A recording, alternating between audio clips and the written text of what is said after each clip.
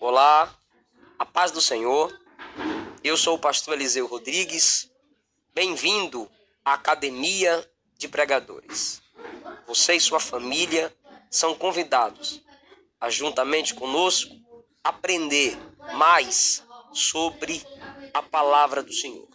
A Academia de Pregadores está trazendo uma nova aula para vocês.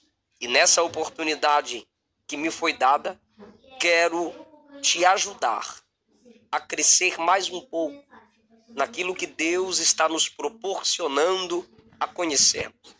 Veja no slide, estaremos estudando sobre os segredos da liderança de Paulo.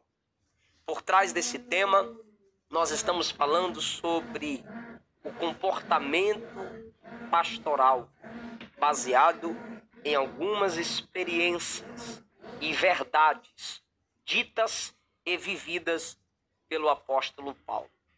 Um homem de origem destacável. Uma história que até hoje é viva. Um testemunho inquestionável.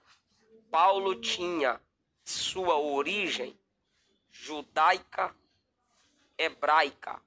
Paulo fazia parte do grupo dos fariseus, homens interessados em defender os princípios judaicos.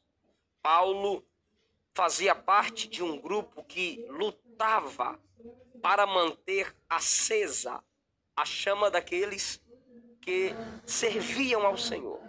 E baseados na história de seus antepassados, eles permaneciam dizendo que só há um Deus. Paulo começa desafiando, como fariseu, a arrogância da mente grega, como todo o grupo dos fariseus faziam. Paulo foi um homem que se preparou para viver o que viveu, para pregar o que pregou. Paulo, quando estava no ápice do farisaísmo, na grandeza, vamos dizer, de sua missão e seu ministério, quando era um homem reconhecido como um fariseu zeloso, o doutor da lei, ele começou a odiar aqueles que pregavam que Jesus Cristo é o único Senhor. Paulo agora olha para as suas origens e não aceita essa nova doutrina dessa nova pessoa chamada Jesus de Nazaré. Vamos acompanhar então a experiência desse homem na chamada. Acompanhe no seu slide Paulo e a chamada. Acompanhe aí na sua tela, onde estaremos falando sobre a chamada desse homem. Mas antes da sua chamada, vamos provar um pouco da sua origem. Paulo, no capítulo 22 do livro de Atos dos Apóstolos, versículo de número 3 diz: Sou judeu, nascido em Tarso, da Cilícia, nesta cidade, criado aos pés de Gamaliel, instruído conforme a verdade da lei de nossos pais, zeloso de Deus. Essa é a origem de Paulo. Nasceu em Tarso, uma cidade grega, sob o Império Romano. Tarso, a pequena Atenas, uma cidade muito conhecida pelo desenvolvimento intelectual. Era considerada uma biblioteca pela quantidade de homens que valorizavam o conhecimento, que habitavam ali e passavam por ali. Paulo ainda diz que era instruído aos pés de Gamaliel. A influência de Tarso, a origem de Paulo, fez com que ele escolhesse ser um homem conhecedor das Escrituras Sagradas, escritos de Moisés. Uma outra característica da origem de Paulo é que ele diz na segunda carta aos Coríntios. Acompanhe na sua Bíblia, por favor. No capítulo de número 11, ele diz que, capítulo 11, versículo 22, ele diz que era hebreu, ele diz que era israelita, descendente de Abraão. Ele confirma isso. Filipenses 3:5, ele diz que ele era hebreu de hebreu. Essa expressão significa que Paulo não era prosélito, alguém que recebe a circuncisão já depois de adulto. Outra característica de Paulo, na sua origem, é que ele era cidadão romano. Em Atos 16, versículo 37, ele usou desse direito, dessa cidadania, para ter a honra de não ser expulso, mas ser acompanhado pelos soldados do Império Romano na saída da cidade, quando queriam que ele apenas saísse como um fugitivo. 2 Timóteo, por favor, acompanhe na sua Bíblia, capítulo de número 1, versículo 3, ele disse que desde os seus antepassados servia a Deus com uma consciência tranquila. Ou seja, ele pensava que estava fazendo a coisa certa quando ele perseguia a igreja do Senhor. Mas você pode estar se perguntando, por que que Paulo perseguia a igreja do Senhor e ainda com consciência tranquila? Ele era fariseu. Os fariseus eram os melhores homens, se esforçavam para ser.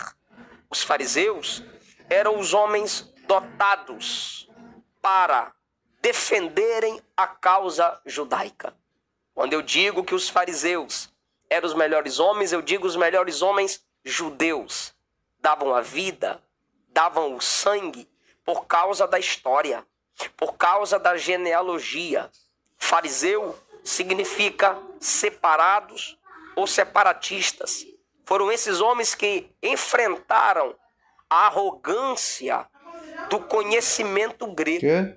Queriam acabar com o judaísmo. Esses homens se levantaram e disseram: não, a história do Senhor, o trono de Deus, ainda reina sobre nós. Porém, no tempo de Jesus, os fariseus se esqueceram do trono do Senhor e quiseram se assentar na cadeira de Moisés. Esses homens não aceitaram que chegou o cumprimento da lei. Esses homens não aceitavam que Jesus era o fim da lei. Eles tinham informação, muita informação, mas o que lhes faltava era uma correta interpretação. Nesse ambiente farisaico em que Paulo cresceu, de repente surgem alguns crentes dizendo: Jesus é Deus, morreu por nossos pecados, mas ressuscitou. Paulo, com o zelo que tinha pela tradição de seus pais, como está escrito no capítulo 22, acompanhe comigo, de Atos dos Apóstolos, versículo de número 3, ele diz as seguintes verdades: sou judeu, nascido em Tarso, criado aos pés de Gamaliel, instruído conforme a verdade da lei de nossos pais, zeloso de Deus, como todos vós sois. Isso quer dizer o seguinte: Paulo, sendo fariseu, ele queria defender a causa de Deus de outros deuses. Ele não aceitava que alguém dissesse que havia outro Deus para o povo judeu. Alguns judeus estavam se convertendo, estavam aceitando o cristianismo como cumprimento da lei.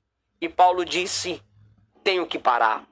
Paulo disse: tenho que calar a voz dessas pessoas. Nós vamos estudar hoje, nessa aula, sobre Paulo e a chamada. Acompanhe no slide. Paulo e a chamada. Quando falo de Paulo e a chamada, eu não me lembro logo de Paulo adulto. Quando falamos da chamada de Paulo, não vamos entender logo que a chamada de Paulo se inicia em Atos 9. Não, Deus é sábio, Deus é perfeito em seus projetos. Abra sua Bíblia, por favor. Gálatas, capítulo de número 1. Acompanhe comigo, versículo 15. A chamada de Paulo. Ele disse: mas quando aprouve a Deus, que desde o ventre de minha mãe me separou e me chamou pela sua graça. Paulo foi chamado desde o ventre de sua mãe. Na sua infância, ali nascido em Tarso, pela influência do conhecimento, sendo judeu, foi estudando a palavra e se torna um fariseu. Paulo agora, depois de adulto, terá a segunda fase da sua chamada. Diante de quem? Atos capítulo 8, por favor. Vamos ver diante de quem há um despertar para a sua chamada. Capítulo de número 7, versículo de número 58 a seguir, diz assim: expulsaram Estevão da cidade e o apedrejavam. As testemunhas depuseram as suas capas aos pés de um jovem chamado Saulo. Entre aquelas capas, porque eles haviam agarrado Estevão, estava as capas dos apedrejadores e a capa de Estevão. Está havendo um ponto de contato. Paulo está vendo o jovem Paulo, o jovem Saulo, daqui a pouco entendemos o porquê dos nomes, está vendo que mais um jovem, um obreiro, um evangelista, um diácono, um homem, um Marte, está morrendo por não negar o nome do Cristo que prega. Naquele momento, Paulo percebe que Estevão invoca o nome do Senhor olhando para cima, vendo o céu aberto e Cristo à direita de Deus. Paulo ainda vê que Estevão ora dizendo a Jesus que não impute o pecado daqueles homens. Perdoa, porque não sabem o que fazem. Paulo, capítulo 8, versículo 1, consentiu na morte dele. Paulo está agora diante de Estevão, que abre mão da vida, mas não abre mão do evangelho. Abre mão da vida, mas não abre mão do cristianismo. Versículo 3 diz assim: e Saulo assolava a igreja, entrando pelas casas e nas sinagogas, arrastando homens e mulheres, e os encerrava na prisão.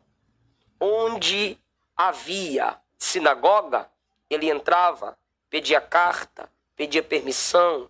Os judeus que estavam se entregando ao conhecimento de Cristo, ele os arrastava, os levava preso para Jerusalém. Paulo, nesse momento, está fechando o seu coração, está resistindo à chamada. Mas no capítulo de número 9, ele tem mais um projeto de ameaça. A Bíblia Sagrada diz, no versículo de número 1, que ele respirava ameaças e morte contra os discípulos do Senhor. Estamos na sua chamada. E no versículo 4, Jesus o chama: Saulo, Saulo, por que me persegues? No capítulo de número 13, versículo de número 2, abra sua Bíblia, por favor. Paulo, já sensível à chamada de Atos 9, ele não foi sensível à chamada de Atos 7. Ele não foi sensível à chamada de Atos 8. Tudo aquilo era Jesus usando para despertar a memória de Paulo. Por que eu digo isso? Até no capítulo 22, ele se lembra de Estevão. Ele cita Estevão. E ele diz que queria continuar pregando em Jerusalém para mostrar aos judeus que haviam se convertido a Cristo que ele havia se arrependido de ter consentido na morte de Estevão e agora se arrependido ao ponto de pregar sobre o Cristo a quem perseguia. A morte de Estevão por muito tempo ficou na mente de Paulo. No capítulo de número 13, versículo de número 2, olha a chamada. Diz assim: servindo eles ao Senhor e jejuando, disse o Espírito Santo: apartai-me a Barnabé e a Saulo para a obra que os tenho chamado. A Bíblia está provando que esse homem era um camarada que tinha chamada. Romanos, capítulo de número 1, versículo de número 1. Paulo diz as seguintes palavras. Abra sua Bíblia, acompanhe comigo. Paulo, servo de Jesus Cristo, chamado para apóstolo, separado para o Evangelho de Deus. 1 Coríntios, capítulo 1, ele também afirma que ele era chamado e por muitas vezes. Se você é chamado de Deus, se você tem a chamada de Deus na sua vida, tenha certeza, haverá um momento que Jesus virá até você. E é sobre isso que vamos falar agora. Quem tem chamada de Deus, Deus vai atrás. Quem tem chamada de Deus, Jesus o cercará. Vamos meditar, por favor. Abra sua Bíblia. Acompanhe comigo. Atos dos Apóstolos, capítulo de número 9.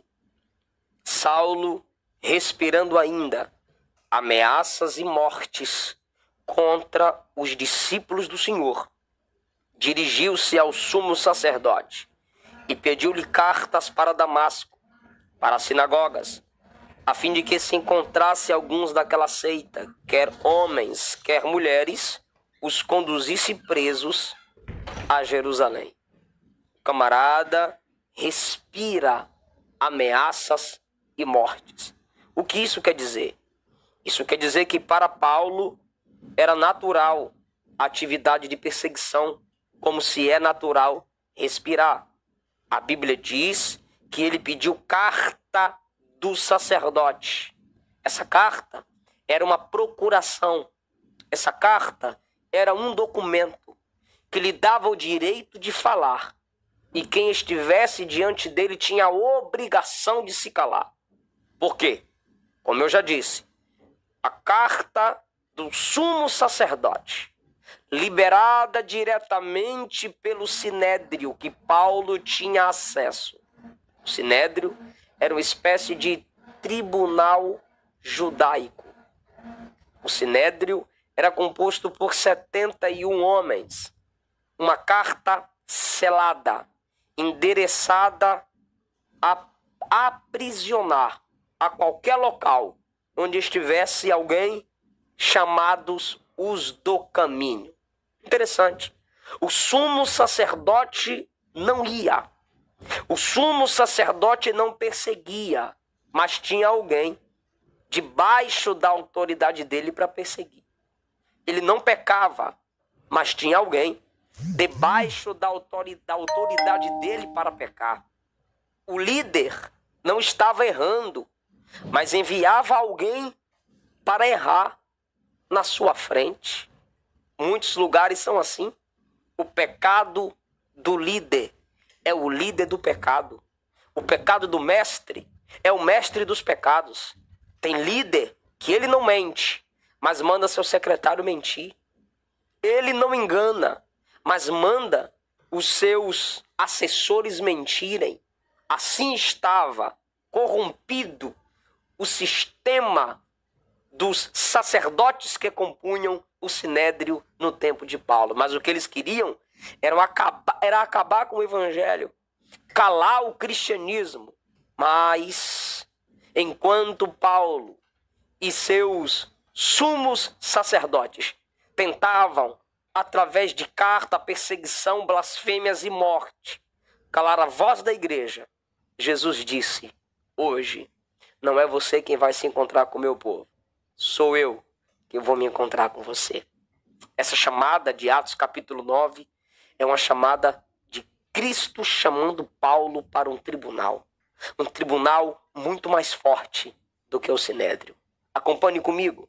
Paulo, quando vem com as cartas, versículo de número 3, indo no caminho, chegando perto de Damasco, subitamente o cercou um resplendor de luz do céu.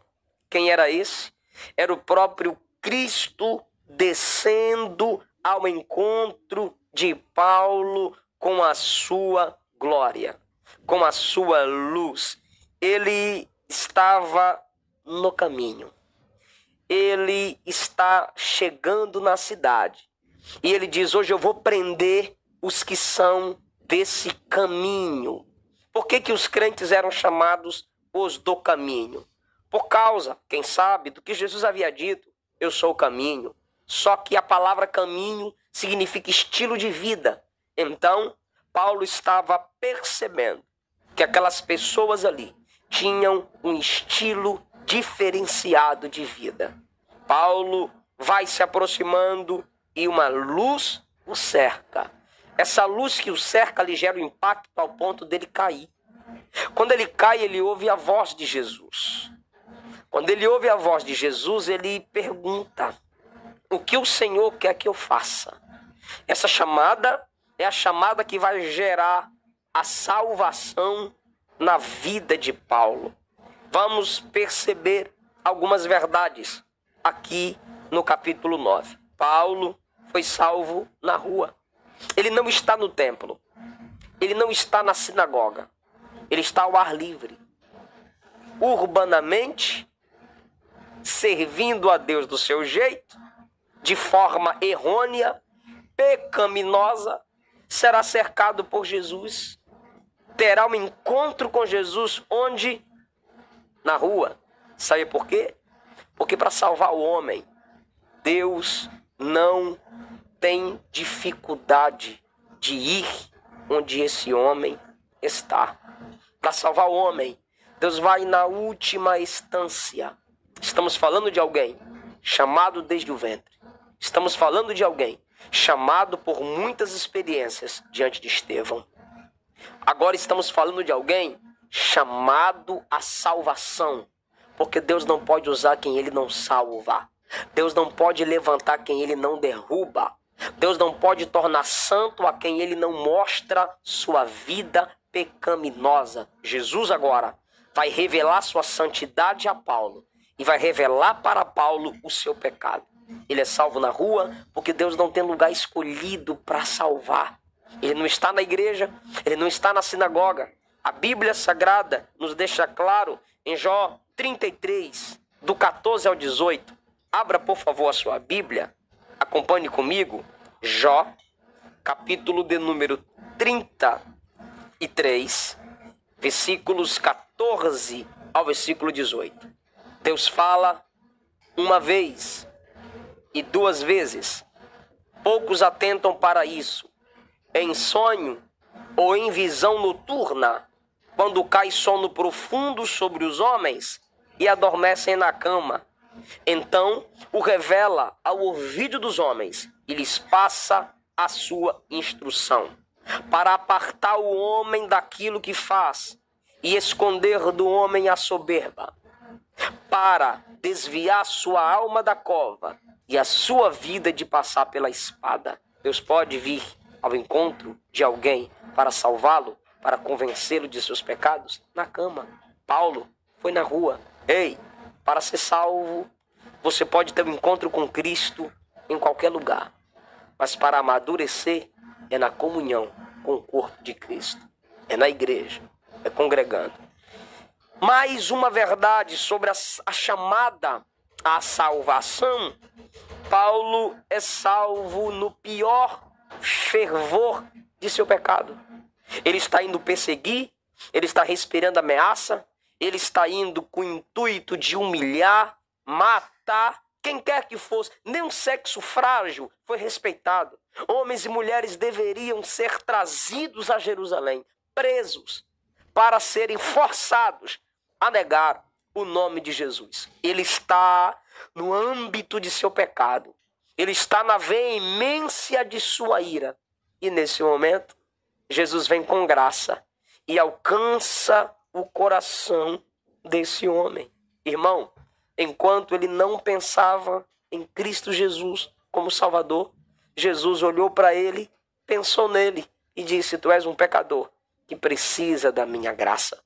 Uma outra verdade da salvação de Paulo na rua é que ele é cercado. Olha só, Jesus o chama pelo nome, mas antes disso, ele é cercado pela luz da glória do Senhor. Lembre-se, a luz da glória do Senhor brilhou no rosto de Estevão. Mas, com Paulo, no capítulo 9, o Senhor cerca todo o seu corpo. Se você tem chamada, a luz de Deus vai te cercar e você não terá para onde correr. A luz de Deus vai te cercar e para onde você se virar, alguém estará ali precisando de sua voz, precisando de sua mão, precisando do seu conselho, precisando do seu toque. Quem é chamado por Deus é cercado por Deus para não continuar fazendo do seu próprio jeito. Ele é cercado pela luz do Senhor. E a Bíblia diz em Atos 26:13, quando ele mesmo está contando o seu testemunho. Abra comigo, por favor, sua Bíblia. Atos capítulo 26, versículo de número 13, ele diz assim: ó rei, ele está falando com o rei Agripa, ao meio-dia vi no caminho uma luz do céu, que excedia o resplendor do sol, cuja claridade me envolveu. Irmão, nesse momento, em pleno meio-dia, uma luz mais forte que o sol o cercou. Essa luz gera um impacto sobre Paulo. Ele cai. Quando ele está no chão, pelo poder daquela luz, ele consegue discernir que aquela luz era muito mais forte que a luz do sol. Por quê? Porque a luz do sol é luz de criatura. Mas a luz que cercou Paulo foi a luz do Criador. Aleluia. Paulo, naquele momento, diz a Bíblia que ele foi cercado subitamente. Se você tem chamada de Deus, ele vai surpreender você. Quando você menos espera, subitamente, algo extraordinário da parte de Deus lhe chamará a atenção. Quando ele menos pensava em Cristo, quando ele menos pensava em sua chamada, subitamente, de repente, ele é cercado. Por que que ele é cercado por uma luz? Para despertar. Nas trevas, pode-se vir o sono. Na escuridão, alguém tem mais facilidade para dormir. Mas quando a luz o cerca, o camarada entende, é a hora de despertar. Paulo não podia mais viver na prática em que estava. A luz de Cristo o despertava para um novo dia, para um novo momento da sua história. Eu acho lindo que na criação, em Gênesis capítulo 1, o primeiro elemento que surge é luz. E agora, nessa nova criatura, a primeira experiência também é com a luz. Essa luz o envolve porque liderança cristã não se envolve em ocultismo. Liderança cristã não tem aliança com maçonaria. Liderança cristã não tem aliança com as trevas. Jesus vem na luz, pleno meio-dia, cerca Saulo com a luz da sua glória. Ele está caído no chão, ouvindo a voz do seu chamamento, mas é uma luz que o envolve, porque vida cristã é luz desde o início até o final. Se uma vida cristã é luz, quanto mais precisa ser luz aqueles que são líderes, chamados por Deus para influenciar aqueles que estão sob os seus cuidados. Paulo ainda é cercado por aquela luz para que lá na frente ele testemunhe.